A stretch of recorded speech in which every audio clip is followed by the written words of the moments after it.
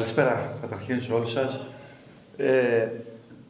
Είναι το τρίτο απαιτητικό μάτς μετά από άλλα δύο που προηγήθηκαν, δηλαδή είναι το τελευταίο μια σειράς αγώνων όπου η ενεργειακή δαπάνη, η κατανάλωση, η απαιτητέα κατανάλωση ενέργειας μας έβαλε ως οργανισμός ομάδα στα κόκκινα.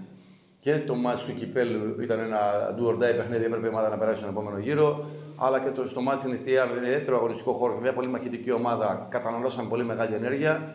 Και σήμερα θέλω να δώσω τα συγχαρητήρια στην ομάδα της Προποντίδας, γιατί είναι από τις πιο γεμάτες ενέργεια ομάδες που υπάρχουν στο φετινό πρωτάθλημα και μας βρίσκει εμάς με την ενέργειά μας να μην είναι στα πιο σπουδαία μας στάνταρ, παρόλο που το rotation που έχει γίνει τον τελευταίο καιρό. Σε ό,τι αφορά την απόδοση, είναι λογικό, επειδή υπάρχει πολύ μεγάλο προσδόκιμο δυνατοτήτων από τα παιδιά και σε ατομικό και σε υποομαδικό και σε επίπεδο γραμμών και σε συνολικό επίπεδο, να μην είμαι ικανοποιημένος. Όχι.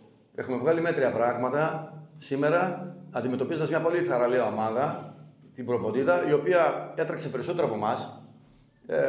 Μέσα στο γήπεδο κατόρθωσε να μας πάει, και αυτό είναι μια μικρή επικράτηση για την ομάδα της Προποντίδας, στο σύνηθες παιχνίδι της, αυτό το run and gun, δηλαδή το παιχνίδι των μεταβάσεων, όπου η μπάλα βρίσκεται αρκετές φορές είτε στη μία είτε στην άλλη περιοχή, γιατί αρέσκονται να κρατούν τους παίκτες μια τετράδα ποδοσφαιριστών ψηλά και να πάνε σε παιχνίδι γραμμής εναντίον γραμμής. Παρ' όλα αυτά, δεν μπορώ να έχω ιδιαίτερα παράπονα από τα παιδιά, γιατί έχουμε φτάσει σε ένα σημείο, επειδή ο Παναθηναϊκός στο φετινό πρωτάθλημα αλλά και στο κύπελλο μέχρι τώρα έχει γίνει συνώνυμο της νίκης, να θεωρούμε ότι όλες οι νίκες είναι καταστάσεις οι οποίες κατά παραγγελία δημιουργούν συμβάντα. Δεν είναι έτσι ακριβώς. Δεν παίζουμε μόνοι μας, παίζουν και αντίπαλοι και μετά από ένα τέτοιο τόσο δύσκολο backup παιχνιδιών που υπήρξε, σήμερα κλείνουμε πάλι πετυχημένα με μία ακόμα νίκη, αλλά με πολύ μέτρη απόδοση και κοιτάμε και πηγαίνουμε παρακάτω. Αγοράζουμε χρόνο, γιατί δεν έχουμε παιχνίδι την επόμενη εβδομάδα, να ξεκουραστούμε και να προετοιμάσουμε καλύτερα την ομάδα για τις επερχόμενες υποχρεώσεις. Προσπαθούμε να έχουμε κίνητρα στην καθημερινότητά μας σε όλες τις δράσεις και σε όλες τις καταστάσεις που μας αφορούν. Πιστέψτε με, μιλώντας με τα παιδιά, επειδή υπάρχουν παιδιά τα οποία έχουν τη δυνατότητα να ζήσουν αυτό το πράγμα ως ντεζαβού, δηλαδή το έχουν ξαναζήσει, με λίγα λόγια, αντιλαμβάνονται ότι όταν δεν υπάρχουν κίνητρα και πέσει η δουλειά στην καθημερινότητα, θα το βρεις μπροστά σου. Δεν αφορά τόσο πολύ την έλλειψη κίνητρων, δηλαδή η σημερινή απόδοση. Γιατί πριν πάρεις κάτι, είναι χαζός τρόπος να το πανηγυρίσεις. Η ομάδα θα το πάρει, αλλά δεν το έχει κάνει ακόμα. Είναι μέλλοντας αυτό που χρησιμοποιώ. Θα το πάρει. Και μέχρι να το κάνει πράξη, τα κίνητρα είναι ζωντανά εδώ. Η προηγούμενη φορά που το έκανε ήταν το 1991. Αλλά πιστέψτε με, δεν θα δείτε ποτέ μια ομάδα να μην έχει, εννοώ στον Αμανθιακό, να παίζει παιχνίδι που να μην καταφέρει κάτι εξαιτίας της έλλειψης των κινήτρων. Καλή απόδοση μπορεί να μην έχει, αλλά μη υπεράσπιση κινήτρων, όχι, δεν θα συμβεί.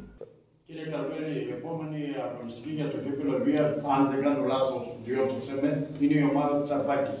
Με την ομάδα της Αρτάκης έκανες πράγματα και θαύματα. Θέλω το σχόλιο σας για το παιχνίδι αυτό. Επιτρέψτε μου να πω ότι η ομάδα της Αρτάκης έκανε σπουδαία πράγματα. Και εγώ ήμουν ένας από εκείνους που ήμουν αυτόν τον καιρό στην ομάδα. Και φέτος κάνει όμορφα πράγματα. Είναι ένας ιδιαίτερα δυνατός οργανισμός και είναι χαρά και τιμή για τους ανθρώπους που περνάνε από τις τάξεις κάποιων ομάδων, όπως είναι και ο Παναθηναϊκός εδώ τα τελευταία χρόνια, μια πολύ δυνατή ομάδα, να συμμετοχικά να παίρνουν το μερίδιο που τους αρμόζει. Αλλά το πρώτο πρόσωπο νομίζω ότι εντάξει, δεν αξίζει σε οποιονδήποτε προπονητή. Είναι συνολική η προσπάθεια. Θα είναι πολύ ενδιαφέροντα παιχνίδια, θεωρώ. Θα είναι πολύ ενδιαφέροντα παιχνίδια, γιατί είναι μια ομάδα η οποία είναι στα πρόθυρα της Super League 2 και το εύχομαι ολόψυχα να το καταφέρει ο ΑΟΝΑ. Είναι μια πολύ δυνατή ομάδα και σε νοοτροπία, αλλά και σε ρόστερ, και παρόλο το κομμάτι που υπάρχει στο κανονισμό με τους μικρούς, επειδή έχω ζήσει στον οργανισμό της Αρτάκης, είναι βέβαιο ότι όπως και πέρυσι τα ξαναθέλουν όλα. Θα έχουμε και εμείς τις δικές μας αντιρρήσεις. Θα προσπαθήσουμε να βάλουμε στα μάτσα αυτά το καλύτερο μας αυτό για να διεκδικήσουμε αυτό που μας αναλογεί σε σχέση με τον τελικό. Δεν υπάρχει περίπτωση να μην παρουσιάσουν ενδιαφέρον αυτά τα παιχνίδια.